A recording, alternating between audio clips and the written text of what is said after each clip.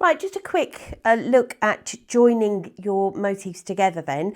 And we're using the double crochet together method, okay? And you're probably familiar with that. If you're not, I'll just show you how we're going to work it. And what I've got is got a half motif here and a full motif, and they are going to join together like so.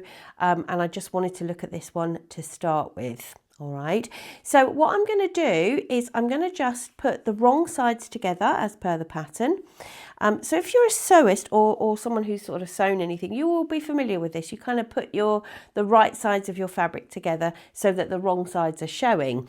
So no different with this. And I'm actually going to use a pale pink colour here so you can really see my stitches, but you won't, you're going to use your blue colour actually to join, and it will be absolutely, you won't be able to see it at all. So that's why I want to use the pink colour just to show you. Now, okay, I'm going to start in the corner, and this is our first time this corner is going to be used, and it can be used, the corner spaces can be used up to 3 times, so don't panic if you get to it and there's already a stitch or even 2 stitches in there. Perfectly normal and as it should be, all right? So I'm just going to pull up a loop in the normal way that we've been working all the way through, and I'm going to secure it with another chain. I'm going to not count that as a stitch, I'm going to count this one. This is my joining stitch right there, all right? This one I'm just going to treat as what it is, which is joining in my yarn. And now I'm going to go into the next stitch as if I'm going to make a normal double crochet, and then I'm going to go into the corresponding next stitch on the block at the back. Okay, my hook goes through both of those, pull through and complete my stitch. Now once you're underway, it's nice and straightforward because you've got a guide. So I know I've worked a stitch in that one, so I'm coming across to the next one. The motif behind is slightly more difficult to see the stitches, but go nice and slow, and it's really nice once you get going on this. It's a lovely thing to do. It's very pleasing because you're kind of getting to the end of your project. All your ends will be sewn in, and I'm leaving a gap there so that you know that I hadn't done all my ends, and I've just taken hours sewing them in this morning. But all your ends are sewing in, and what you're doing here is just working towards laying those motifs out and joining them as they should be joined together. And this is when the full beauty of this project comes out, and it's bloomin' lovely. So all I'm doing is working 1 double crochet into each stitch along this edge. Okay, making sure not to do 2 into 1 and not to miss any. And if you work like so, your stitch count is such that they will line up perfectly.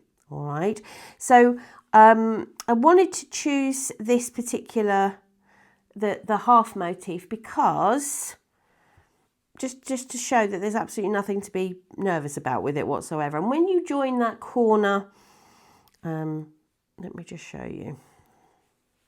When you join something down at this corner, still nothing to worry about. You're just going to use those 2 end stitches rather than a loop. It's going to line up with a loop, a corner chain space there. Still nothing to worry about. Instead of having a corner chain space here, you're just going to use those end stitches. All right, so just because it's sort of a slightly different shape to what you're used to, please don't worry, it all works out beautifully because Jane has done the maths, thankfully. I'm glad she didn't ask me for that one. So I'm working all the way along, matching stitch for stitch. And this is where I'm slightly nervous that it will line up, but it does. Of course it does. I'm saying of course it does, like of course it does, but it does. And I'm back in the corner. All right, and I'm just going to put 1 stitch in there. I'm not going to fasten this one off because I want to take this out and do it in blue. But you can see I've worked that little line of double crochet. It's so secure, it's fantastic. And when I open it out, bearing in mind we've done it in pink here, just so you can see it, you can see how neat those little stitches are. So you imagine that in blue, you won't see that at all. You will not see that at all. So that's the half lily. Joining the other motifs works in exactly the same way. So I don't think I need to show you that again. When I join a motif into here, this is where I'm going to use this corner twice. I think I'll probably just show you that because that might be quite helpful. So let me just show you that one. Now when you join yours in, and what I've done here, you can see I've got an anemone here. Couldn't say it, could it?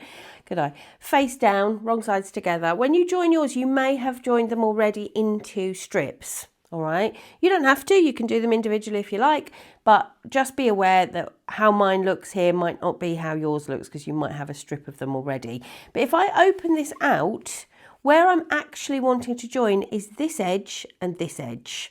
So I'm going to start working down this edge. And I'm going to start up at this point here in the normal way that I've just shown you. So pulling up my loop. And again, you might be coming from a situation where you've already sort of joined stuff, so you don't need to join in here, but you're going to have to start joining in somewhere, aren't you? And that's, again, just how I've done it there. Pulled up a loop and made one double crochet, all right? I'm going to turn my work so that I'm always working horizontally. It's just easier to keep a check on things. And I'm going into my first stitch, coming out of that corner, and into the corresponding first stitch on the motif behind. And we've just done this, so I'm going to whiz along because what I really want to show you is that inner corner. Okay, last stitch before the corner. And going into the corner and into the corner on the one behind. And I'm just going to stop there and show you because that join is now done. And I now need to work this join. So I need to reposition my work. I need to fold it down this way. And it's going to create this folding in half, but that's okay. That's not a problem. And what I'm going to do here is go back through that loop that I've just come out of. Do you remember at the beginning I said you're going to work things more than once in those corners and not to worry about it. So I'm going back through that loop. That corner, well, it's the corner chain space, isn't it? And when I go to my corresponding corner chain space underneath, you'll see there's already a stitch in there. Totally fine. So I'm making another stitch into that one. Okay. And off I go in the normal way. So one stitch into the next stitch coming out of that corner and off I go. So let's just do a couple more just to get away from that corner and we can open it out and look at how that looks. Okay, let's stop there. And when I open that out, you'll see it's a bit loose in there. Let's just give that a little pull. You will see, and it's very visible just because I'm using this pink yarn. If I was using the blue, you would not see it, all right?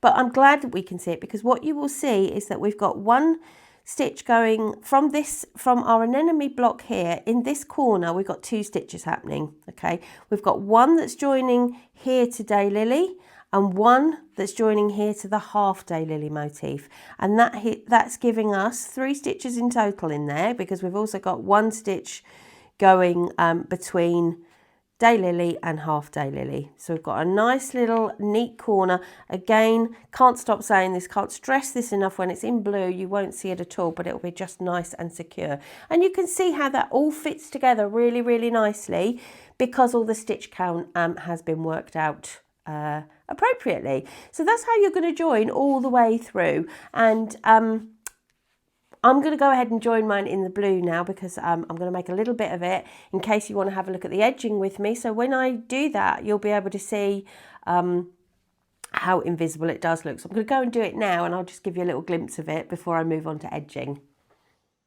Okay, I've joined some of the blocks together. So you can, well, maybe you can't see, they're joined with the blue, and you will see what I mean by it being a really lovely almost invisible join. If I turn over onto the back, you can see it's sort of slightly raised, the edge where I've made the double crochet to join them. But it's a beautiful way to join the blocks, and when it's done in the sort of background colour, it's really undetectable. So that's all I'm going to do on joining. I hope you've enjoyed this so far. If you want to, I'm going to do some edging videos just to have a little look about how we're going to work along and create that gorgeous floral edging.